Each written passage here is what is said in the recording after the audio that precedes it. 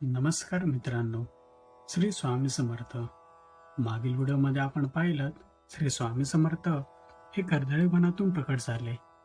तेथून ते श्री काशी क्षेत्री प्रकट झाले. त्यानंतर गंगाकाठाने कलकत्ता, जगन्नाथपुरी या मार्गाने ते गोदावरी तीरावर आले. प्रथमतः श्री स्वामी समर्थ मंगळवेढा ग्रामी प्रकट झाले. तेथे ते रानात वास्तव्य करीत. ते क्वचित गावात येत. गावात एक ब्राह्मण कुटुंब राहत होते. तेव्हा ते श्री स्वामी समर्थ गावात आले की त्यांना भोजन देत. मंगळवेढे येथील वास्तव्यानंतर श्री स्वामी समर्थ पंढरपूर, मोहोळ, सोलापूर या ठिकाणी वास्तव्य करून नंतर ते अक्कलकोटी आले. अक्कलकोट येथे स्वामी महाराज प्रथम आले तेव्हा ते खंडोबाच्या देवळातील कट्ट्यावर स्थानापन्न झाले. हे खंडोबाचं देव सध्याच्या एसटी स्टँड समोर आहे.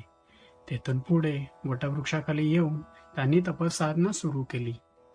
श्री स्वामी समर्थ जेव्हा अक्कलकोट येथे आले त्यावेळी 3 दिवस स्वामींनी अन्नग्रहण केले नव्हते.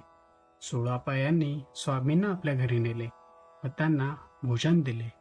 त्यावेळेपासून श्री सोळाप्पा स्वामींचे एकनिष्ठ शिष्य झाले.